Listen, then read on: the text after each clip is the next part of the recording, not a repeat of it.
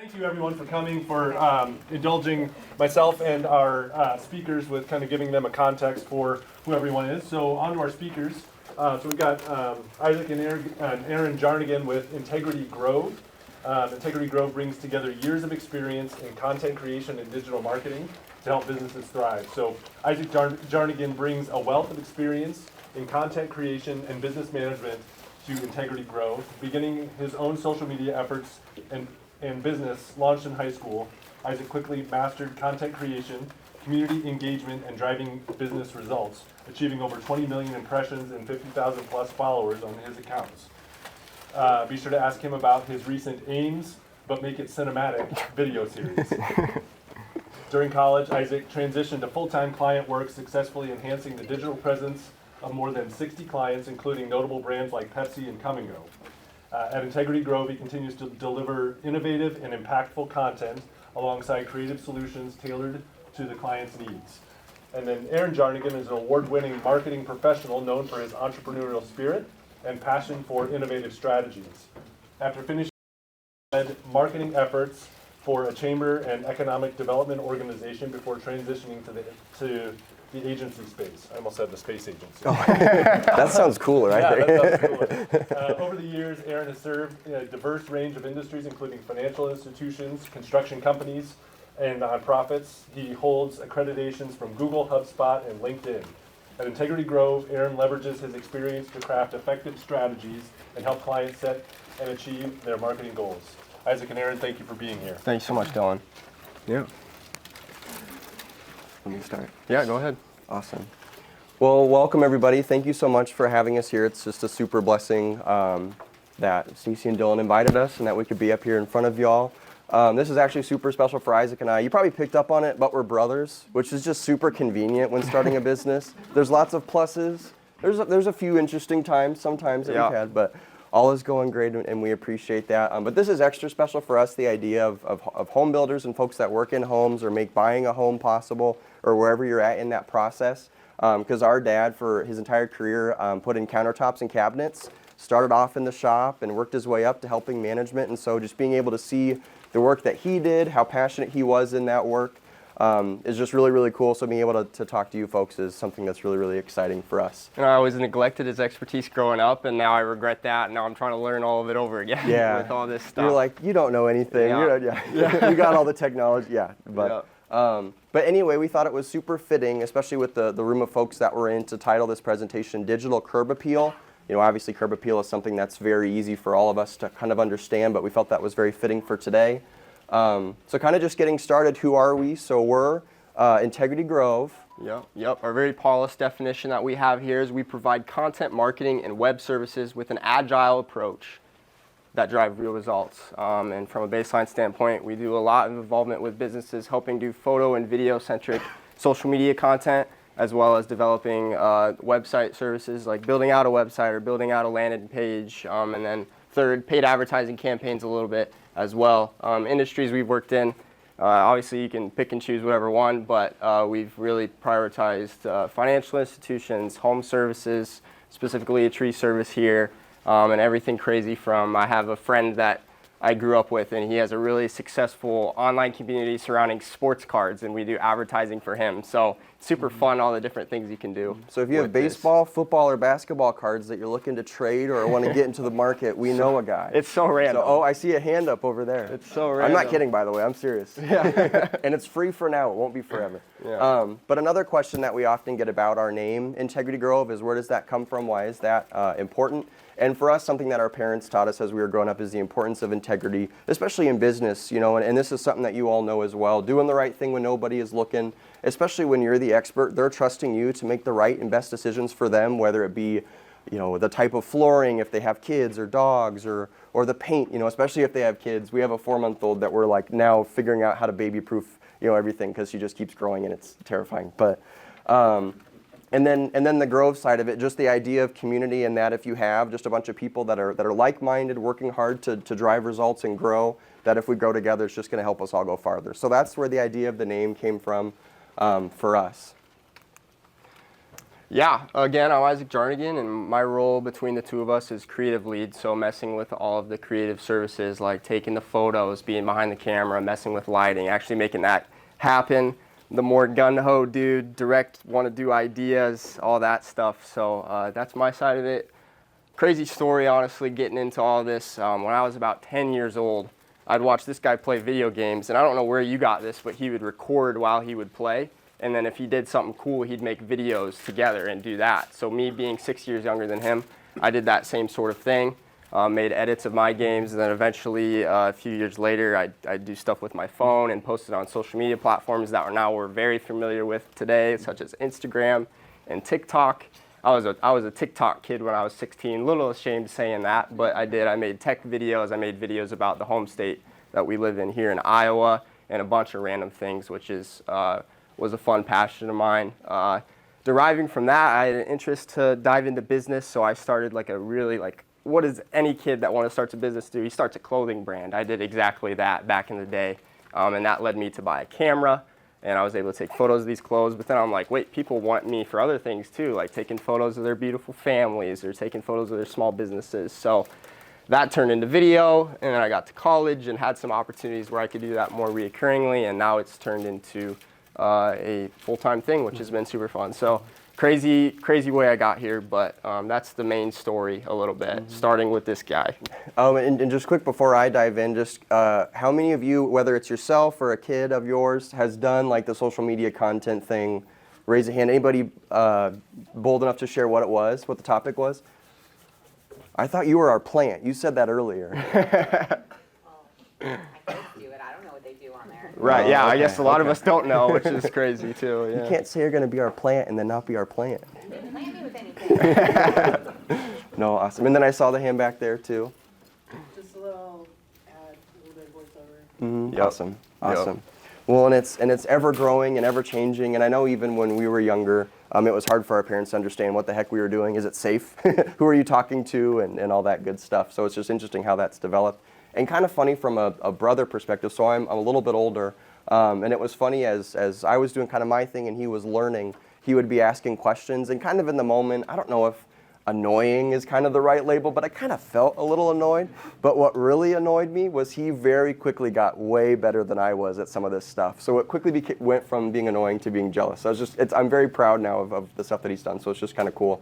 And my path is a little bit more traditional. So I went to school for marketing and started off kind of in a corporate job at the chamber in Northeast Iowa, and then moved over to an agency. And along the way, Isaac was kind of finding and developing his thing, and we talked about what might this look like if we do it together. So kind of bringing together kind of a yin and yang of the creative skills, being able to capture stories, capture great content, and then putting it into a strategy that's effective and leads to business results. Yep. So before we get into the idea of digital curb appeal, I think we're all very familiar with the idea of curb appeal, but would somebody be willing to just give us their, in your own words, definition of what curb appeal is? I will call on somebody if I have to. I will do it. It's that initial impression of something. Yep. And when you say the initial impression, what is that? Like, is it a house? Is it a business? What is it for you? I mean, in this application, it could be any of the above. Mm-hmm. But when you say curb appeal, it's generally a house when you're standing, at the curb line of the street and looking at the house. What's your very first impression of it? Yep. And yeah, what attracts you to it? Absolutely. So either of you, just maybe specifically for yourselves, what of a house mostly stands out to you when you're looking at it? Like, what's like the thing like, oh, those gutters are so straight, that's awesome. Like, what's the thing that pops out to you? Windows. Windows, yep. Cables? Gables, okay, yep. Yep. And something important too is curb appeal is all about the exterior, and whether it's you or somebody else, but what is it kind of, it kind of gives you an idea of how the work was done on the interior as well. They don't want to put up this really, really great front, but then you walk in and it's like there's holes in the floor, or the boards are split, or the paint looks horrible. Kind of this idea of curb appeal is it is exterior, it is front facing, but it then gives you an indication of then, okay, well, what's behind this? What's behind this external look? So, obviously we have some great examples of some different elements of curb appeal like you talked about. I personally think that this house probably should have just gotten torn down. I mean, that's pretty rough, but it's just pretty impressive, with the skills that some of y'all have and what you can do to actually turn a property into, you know, a beautiful looking one. This is just another example. I actually don't know that I like the picture on the right. Not my style. Might be one of your styles out there, but just another example, obviously, of curb appeal and what that looks like. And then lastly, do we have any plumbers in here? Even if you're just like a DIY plumber for fun? Not me, but my company. Oh, Yeah. okay. Can you tell us, okay, so obviously there's an issue with the left. Is the right good? Like, it looks way better. Are we on the right track there? You think so? Okay. And the reason we just show this too is the idea of with, you know, a strong curb presence, a strong curb appeal, a strong idea of a brand, you understand or you'd hope for that then all the technicals, the mechanicals, and the very specific items behind that are also good as well. So, Yeah, digital curb appeal. That was the title you guys came in and saw to read today. So the main question is, what is digital curb appeal? We just talked about curb appeal from a home perspective. What are some ideas of a digital curb appeal that you guys could see? Yeah, Your homepage. your homepage of your website. That's another great one. Any other ideas? Something that someone would see very first. Yep. Something that just makes you stop scrolling in the first place. Yep, like on social media. Yep, yep. absolutely. Your listing on Google. Exactly right. Those are the three main ones we're really talking about today. But all those things are the first impression someone might see of your business ever. Website, social media, and then those online listings like Google or Bing or all those. Yep. So, naming a definition off the page here, digital curb appeal is the visual attractiveness and professionalism of a business's online presence, which helps create a positive first impression for potential customers. Big words there is first impression there. It's the first thing they're going to see when they know your name.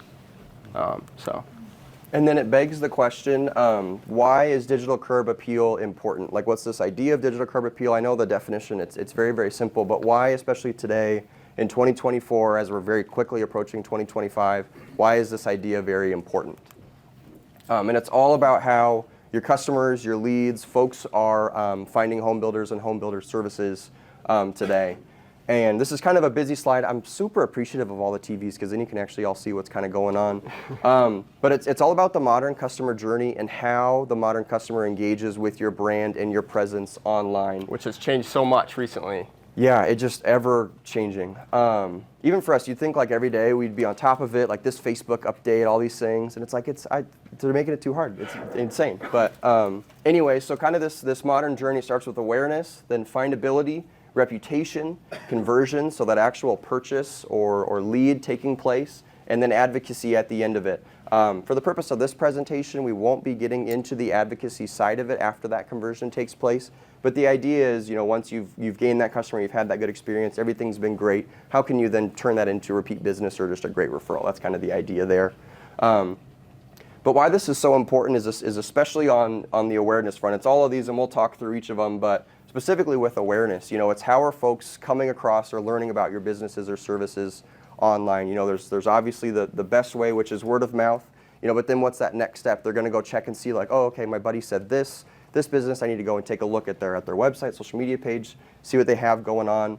And why it's so important is because 97% of consumers go online to find a local business or local service. It's just expected anymore. You know, and it's just the norm. It's that first step that happens, even if it's after that word of mouth. Rarely, you know, is there a business card involved or a phone number? It's, hey, I worked with so-and-so, they were excellent, you should work with them too, and then that next step is to go and look up that information. And then the second stat that's just pretty impactful is 92% of consumers look at a company's website when choosing a service provider or product. And we're kind of at the point with marketing and time that, you know, most folks have a website at this point. But what that also kind of brings in, or something we need to consider, is that then raises the bar on what those experiences are online when folks are interacting with your brand and interacting with your website. And we'll get to some more of that here in a second, but just kind of setting the stage. But getting back to this modern customer journey, so all of these individual items down here, so like, for example, under interest and awareness, there's the social advertising, you know, email marketing, text marketing. How many of you are doing social media advertising in the room? Would you be willing to raise your hand if you are? Okay, awesome. You know, and there's even some more traditional ways like the television, the billboard, and things like that. But the idea of like, how are they going to first become aware of your business or what you have going on? They're going to, like I said, it's either that word of mouth, maybe it's that social media ad that you have running, and then it's going to be that next step of, okay, now they heard your name. But where are they gonna, when they go to look for you, or when they kind of get to that next step of searching for you, what are they gonna find? Are they gonna find a great Google listing that goes right to your website, has great information there? Because that's going to be their next step. Is it easy to find? When they search for your name, are you going to be that first one to pop up, or are they going to have to hunt for you? And then the research side of it. So once they find you, once they land on your website, on your social media page, are they going to find kind of that social proof or authority that says, oh wow, like they're a great company, they've done a great job, they have great visuals, there's great testimonials on all their website. Like this really is what I would expect from a trusted friend of mine who gave me their who used that word of mouth and gave me that referral to this. And then also then the purchasing step. So after they've gone through all of these, is it easy to get in touch with you? And we'll talk about some of this stuff specifically, but having a contact form, having your phone number be accurate, and we'll talk about some of this. But just making sure that when they're experiencing your business, wherever it is online, that it's a helpful step, it's an informative step, and then they also know where to go next to get in touch with you. Do they want to learn more? Is the next step that they reach out? Set up a meeting and things like that, just something to be aware of. Yeah, so really when it comes down to it, where do you guys lie right now? And this, I won't call anyone out or anything, but is your business looking good from the front, or are you looking like this? And one thing that we do run into nowadays is we got younger business owners that have a really good idea on how to get the digital side down. But some of their internal services are not good. They don't provide good services. And so we see a lot of older traditional businesses that have been around forever working on their services for 20, 30, 40 years. Their digital curb appeal is not so hot, but their services are rock solid. That's the people we should be directing people towards. So it's about, I want to change the narrative and make sure that all these better businesses are being shown great from the outside too, especially towards your younger people that are using, website as a first point of touch and all that stuff. So, absolutely. So what are some common issues with digital curb appeal? So what are the main things that we run into or we see that might be, especially when you're considering, we all have a website anymore, we all have social media pages that we're putting content on. How do we stack up with others, and what might be some common things that are issues? Yeah, outdated websites is one of the first issues we see. Reading off the words here, some home builders still have websites that are not mobile friendly, slow, or poorly designed. And so this one is a specific example. We blocked out the name, but it's actually a local one. I'm out of Cedar Falls. I don't know if I mentioned that before. So I drove down this morning. It was super foggy. Everybody make it here okay? It was good. A couple semis were being weird, but we made it. But anyways, just a few things. So, for example, if you're looking at this on your phone, and I know it's nice and big on the TV, I don't even know if it's any easier, but the idea of they've done the work to have the testimonials in there, they've collected those, but you can't hardly read those. And if you're going to zoom in on it, you're then going to be sliding across the page and going back and forth to try and gather that information. The testimonial might be great, but it's kind of a weird process to get it, and it causes friction in that journey that we had just talked about. Also, in addition to kind of the visual things, there's also some of the technicals of website that it's just easy when you're kind of in the work day-to-day that might slip up. How many of you have gone to a website or gone to a link and you got a pop-up that said, whoa, this might not be safe, you might not want to go there? How many of you run into that? I see some head nods, yeah, yep. And so that's something that's more on the technical end, and I circled it up here where it says not secure. So thankfully, at least when I was looking at this website, that wasn't the case, but what it actually is on websites you have to, and it's usually done by your hosting, whoever does that, if you do it or if a service does it, they install a certificate into your hosting in your site that tells Google, like, they've paid for the domain, they're paying for reputable hosting, this site's legit, you don't have to worry about it, you don't have to put that warning up there. So there's both ends of it where it's the visual and then also that technical aspect of there as well. And why is the mobile so important? 60% of traffic, almost 61 in 2024 was generated through mobile devices. So we've now tipped that where the vast majority is mobile. And I just encourage you, I know it's easy sometimes when we're working at our desks and at our desktop to kind of only consider that desktop experience, but especially if it's your own website, I just always remind you, especially if you're doing any sort of review, make sure you're pulling it up on your phone as well, or having friends, if they have different phones, check it out. But also something that's important to note with that is that number is just going to keep going up over time, and especially if you're doing social media advertising, 95 out of 100 times you're running that social media ad, it's somebody that's going to come from their phone from clicking that. It's not going to be a desktop experience. So just some good things to keep in mind. There are a ton of listing websites out there, as I'm sure a lot of you are familiar with. There's Google, there's Yelp. Anybody still use Yelp, by the way? Anybody? You still, really? They've been after us every week for a year. Oh, they're on to you. They got your phone number, huh?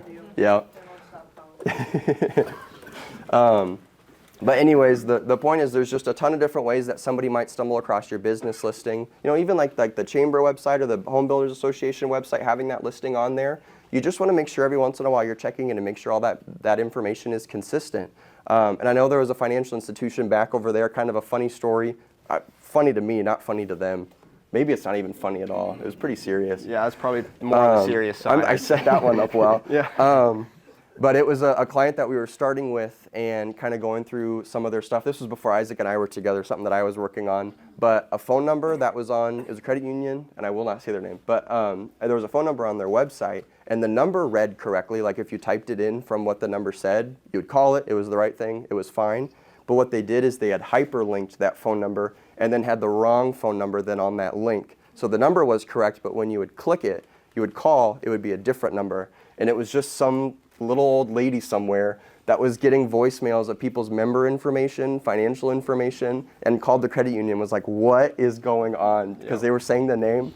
So I know sometimes it might be like, oh, like Yelp has the wrong hours again, or like there's a phone number, email that doesn't make sense. I know that's kind of a dramatic example, but it was a real example that really happened. So just considering that some of that stuff is very important. You know, especially when it comes to addresses, if your company has moved, you know, trying to go through and, you know, Google Maps is one place, Apple Maps is another. They take different time periods to update information, but just some stuff to keep in mind. Phone numbers and then business hours are also just good things to keep in mind as well. Yeah, enough of this guy here. Social media neglect is another common something that needs improvement here off the screen here. Accounts are either inactive, inconsistent in posting, or lack of engaging high quality content. Here's our little mini case study for right now.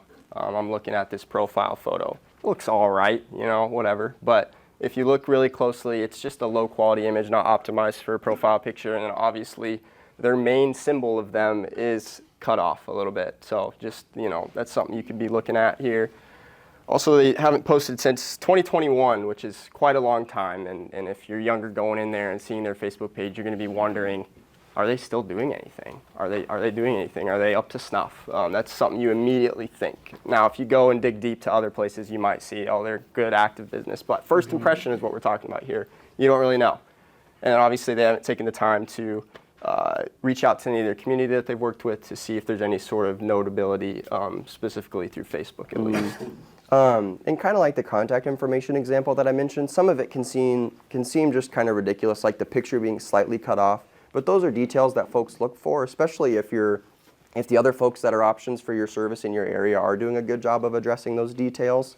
Because again, it's that idea of that digital curb appeal. You know, if those details are maintained, meticulous, look nice, look great, all the links work when you're linking to different things, that's just going to help then build that reputation that then on the back end, the service that you're providing and the experience that you're providing is going to also match that. So it just starts to sprinkle in little details and start building that little bit of a relationship before somebody actually would call and talk to you. So the details matter. And then something that's just a really important, especially today, 81% of people say that social media increases accountability for businesses. And, you know, so kind of what that means is, you know, like I said, most businesses at this point have a website. Most businesses have a presence online. And kind of the differentiator, the opportunity today is really on that social media end. Because it's still awareness, and it's still a place that people can engage your business, but it's a way that you can actually start to build a relationship before somebody actually would call or visit your website. It's a place where you can kind of share some of your personality, whether it's your culture, whether it's your process, showing examples of your work. I was just listening, and I can't remember his name. I really tried. Names are a hard thing for me. But it was he's a car salesman, and he's pretty big on TikTok. But he was talking about, you know, whether you're aware of it or not, when you're kind of looking on social media, there's the idea that you're kind of hunting for relationship and connection. And I don't think it's like in a super dramatic sense, but, you know, you're looking to see what's going on with your family. You know, are there any new updates? Is there anything new going on, whether it's friends, coworkers? But if you as a business can start to build that connection with folks, especially once they're starting kind of in that awareness and searching phase for maybe what you have to offer, if you can get in on that early, the result's going to be that they're most likely going to kind of continue with you and continue down that journey and ultimately working with your business. So just something very important to consider is while social media is an awareness tool and kind of can be used like a billboard, it's way more effective if you can start kind of letting them see what's going on behind the scenes, get to know you, your team, your process, and start to build that relationship.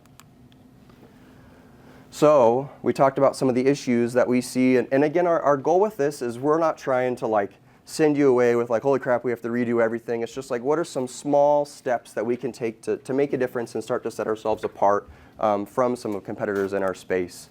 And I'm going to bring this stat back up just because it's powerful. The 92% of consumers look at companies' website when choosing a service provider or product. So the first one, website optimization. We talked about a couple issues earlier. So how do we actually go about making sure that stuff is up to snuff, and what are some great things to think about? So first, is it mobile friendly and fast? How many of you have TikTok on your phone? 1, 2, 60%? Does that seem fair? 60%? How many of you have noticed if you go to a website or go to watch a video or anything online, if it doesn't load quick enough, you're out of there? Yeah. Yep.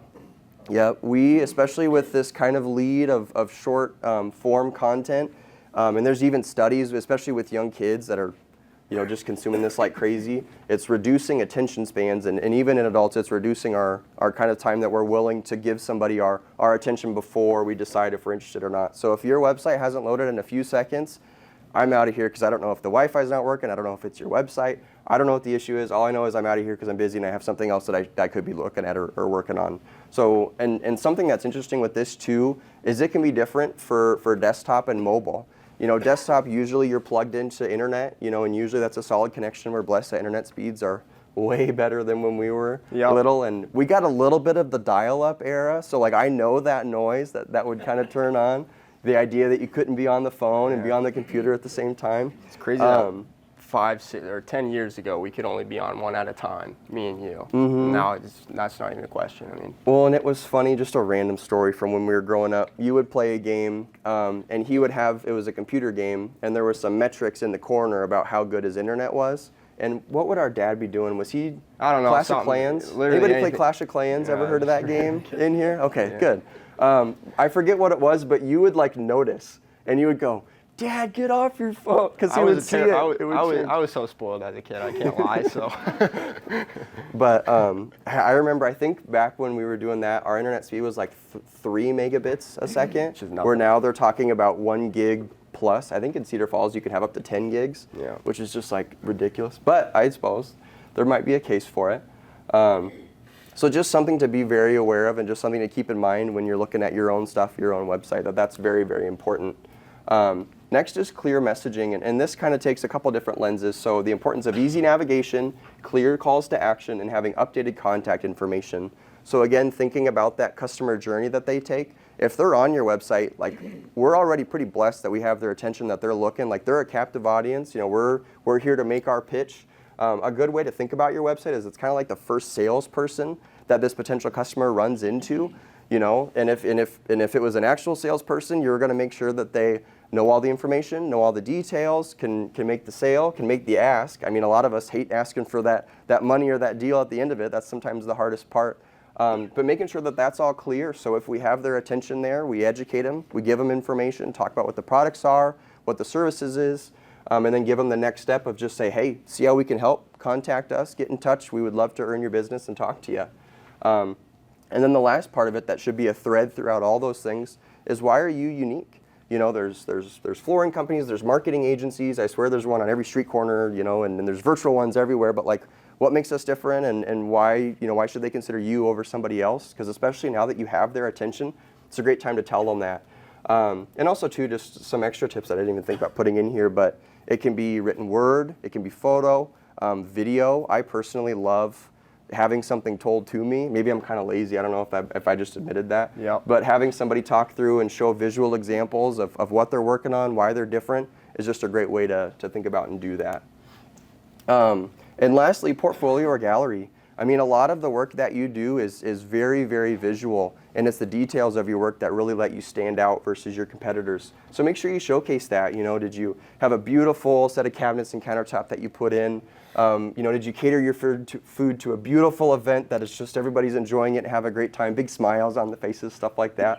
And again, going back to this website example, you know, there really wasn't much to speak of. There were some good testimonials. There was kind of a gallery. I wouldn't even show you that because it wasn't good. But just is that something that's missing?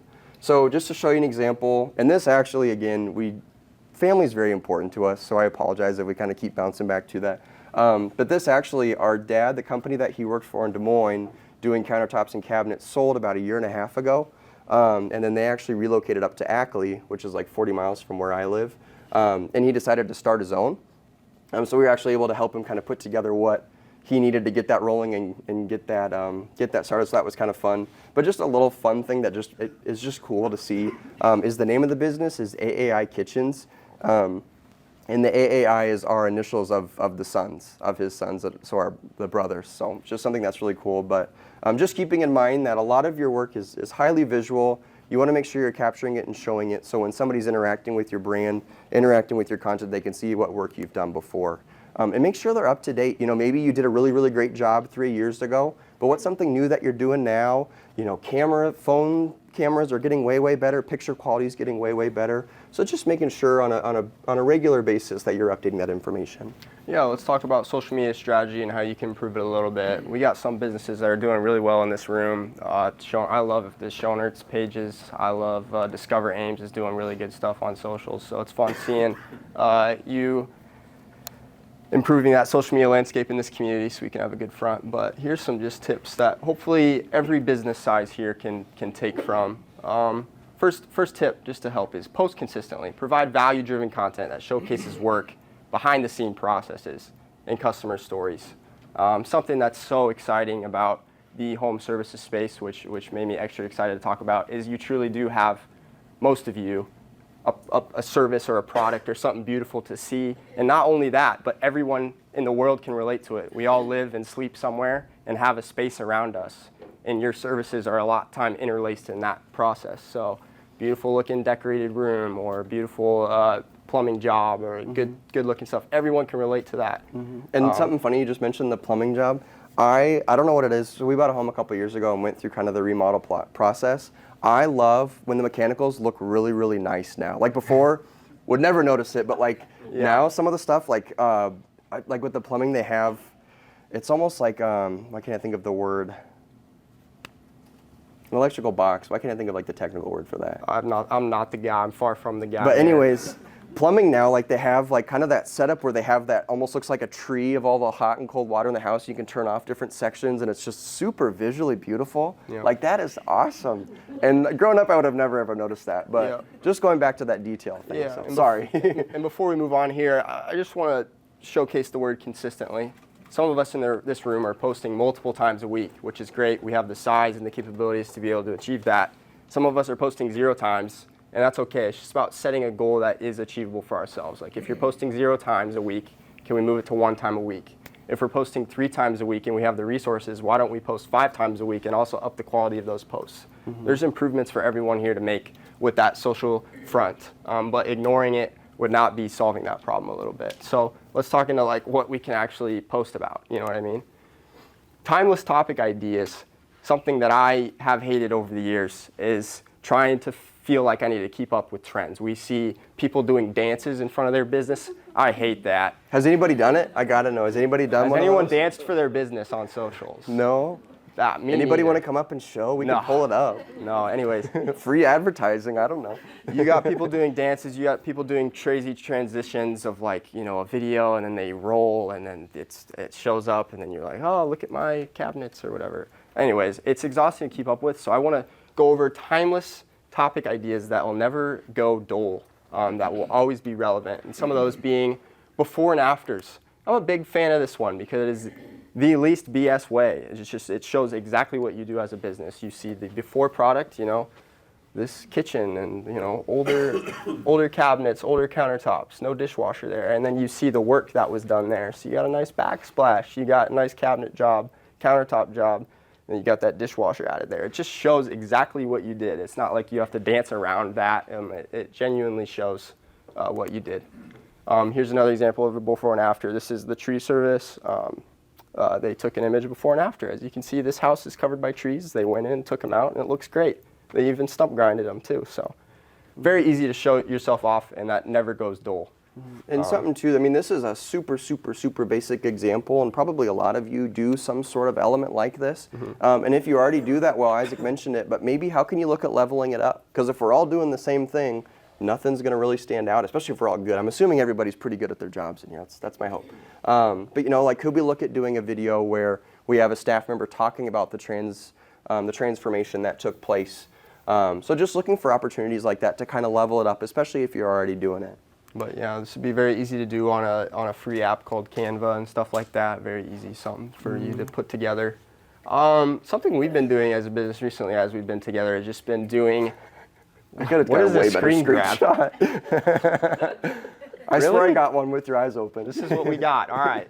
We do video updates once a week. It's not for views or engagement. We're not trying to pull in everybody in the world to this post, but it's really just like, hey, how did we work on our business this week? Who did we meet with? What are we excited about? Just a really easy to engage with people very locally, which has been new to me. You know, as I was 16 years old, I just wanted all the attention because that was me. But now it's not that. So it's been cool having conversation starters of like, hey, I saw you were working on this week. I'm like, wait, how do you know that? And it's like, oh, these are adding up, even though they get whatever hundreds of views. They add up. The views count with these. Oh yeah.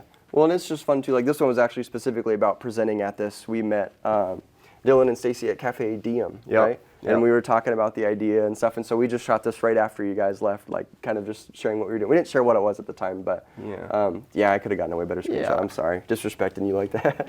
And we got captions on there. You don't need those. So literally just giving it's just so easy for every one of us to do. And I think it's valuable for any size of business too. Sometimes when businesses get too big, they feel like, you know, their founders can't talk anymore or something because they don't need to. But it's like, that's a lot of what people are coming for. They want to see the leadership there. So really easy one to implement, just once a week. We do it every Friday.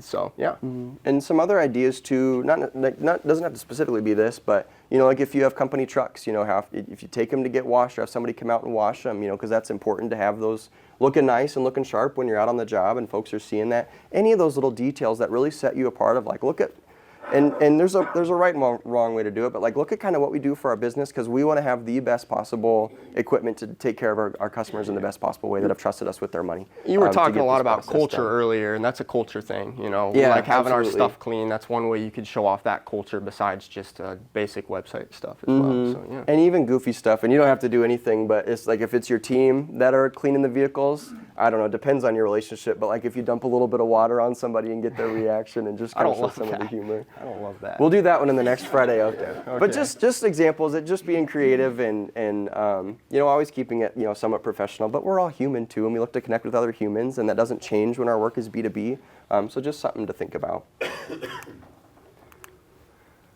Yeah, another part of your social is obviously now we're posting now after what we implemented in the slide before, we're posting.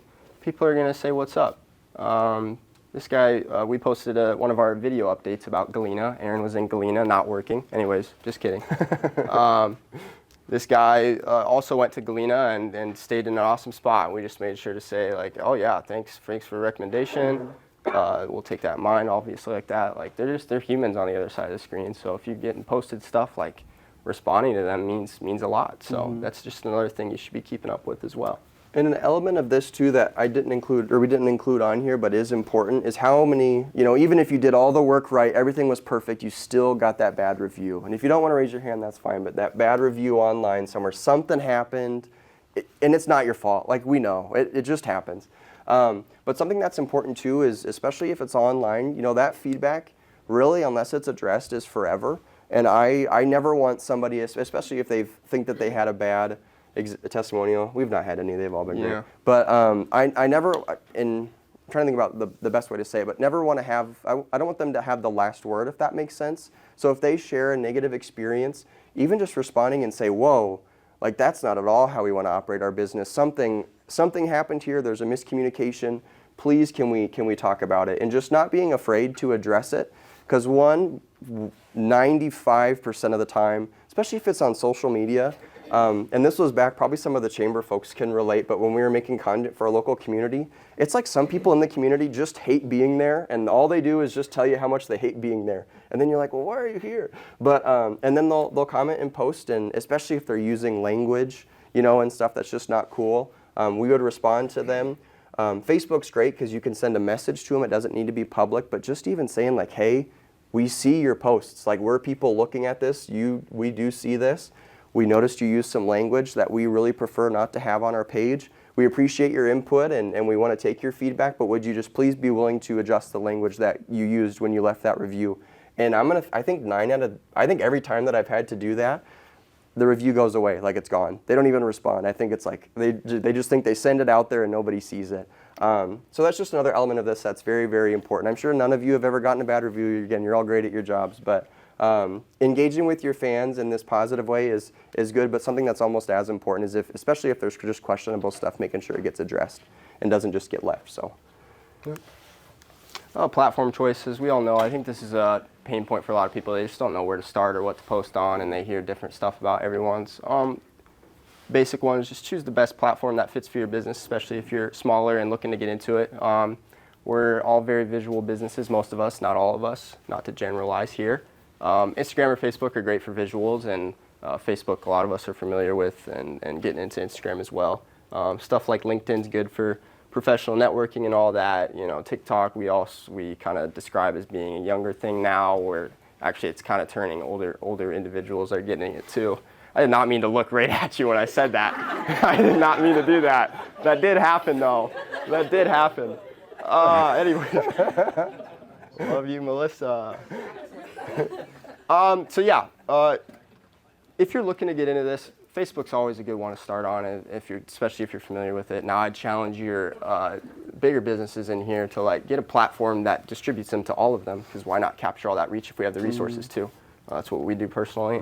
It's a good system to get into, but I wouldn't worry too much about your platform choice and being super picky about that. I'd just find one and stick with it, if that makes sense. And what you said too, I think that's important to double emphasize, is just it depends on where you're at and also where your audience is. Depending on who's the one making the purchasing decision. So just all that to keep in mind. But how many of y'all are on Facebook? I'm assuming most. Yep. How about Instagram? Assuming most. Twitter or X, whatever you call it, if you're hip. Okay. TikTok. We had some of those earlier. I'm asking again. Awesome. Okay. Awesome. Yeah. We're still waiting for that video post to share with the group. So. Yeah. No. Okay. All good. All right, and this one, to kind of, as we're wrapping things up, just something that's great to keep in mind is monitoring and adapting your online presence. Basically, that just means just being intentional about checking in on it, over time. So for example, something that, and I'm assuming, like I said, most of you have websites, something that you might not know or might not have set up or even might not have access to are the analytics of that website. Just how is it actually performing? And I think about going back to that idea of a website kind of being your first salesperson. If you didn't know what your first salesperson's numbers are, that wouldn't be a productive relationship. So especially on your website, I'd want to know, are they, for example, are they going to specific pages? Is there something that speaks to them? Am I seeing a 404 error, which basically means they tried to go to a page that doesn't exist? So somewhere out there's a link that's broken or something that's bad. Also, something that can be really helpful is you can actually see what search terms folks use when they're typing into Google to land on your business, and that might help inspire some content, like if they're looking up a specific question or a type of product or some different options there. So just things to keep in mind, as they're looking at this. And a lot of these solutions, and it kind of depends on how you have your website built, but most of them are free. It's not like something that you need to pay for. Google Analytics is free. And also social media, something to keep in mind there, making sure that you're kind of moving the needle, you're growing and increasing. But just at least checking in on that, because again, I love the idea that the website is kind of that first salesperson, and you want those numbers. You want to make sure that they're doing their job. So, second, regular audits of those online listing websites. And again, the idea and social media and kind of the idea of setting in those natural touch points. And quarterly is just an easy one. And I think even if you just took like 30 minutes and just typed in the name of your business and scrolled, and even scrolling past the first page, I know nobody ever does, but we just want to get an idea of what listings are out there. Maybe putting together a list of like, okay, this one, maybe your services changed or your name changed or your address changed. And you can do this all manually. There are some tools and software out there. They're not super expensive, but the idea is you can put your information in once and then it'll push all that stuff out for you. So there's some options there. But just something to keep in mind. And this is one of those, it's not overly encouraging, but it's kind of a never-ending battle of just kind of keeping on top of all this, but it's so worth it. You just don't know where folks are going to land or what they're going to find. So just something to keep in mind there. Yeah, and something to add with this last one here too is some of us are really indulged in our businesses all the time, and we do things without even thinking, like accessing our pages or looking through this. We might not see any issues. Simply pass it to someone who doesn't have that with your business. So like, I don't know, like a kid or something, they'll go through and they'll look for every error possible and they'll be happy to tell you about it. So that could be your easiest way to get a list of figuring this side of it out. And this could be beyond this, like your website or making sure your social media has links to your website, all of that. It's a never-ending battle a little bit, but we just got to take little steps at a time to make sure we're trying to adapt with where things are going. And kind of just to close again, we just really want to say thank you. This group of folks is really important to us just because of how we were raised and the values that we were raised with and the work that we saw being done by our parents. And our goal with this was really not to, these can be so overwhelming sometimes and you kind of walk away like, we need to change everything and we need to fire some people. I don't know, like you get inspired in the wrong way. But we just wanted to give you some practical tips about where kind of things are at today, how you can get a competitive edge over others, and maybe what steps to take. I know something that we had talked about, maybe you might just not know options. There's lots of different things, whether you have marketing staff that take care of some of this stuff, you have a friend that might work for some sort of marketing organization that might take some of this stuff, or there's different agencies that do all sorts of different things. Some specialize in some of these areas, some of these things that we talked about, and some are more general. So there's lots of options out there. And like I said, we wanted to keep it a little bit broad just to kind of get stuff moving. But if there's any specific questions you have, I'm sure we'd love to hear them and work through them. Yeah.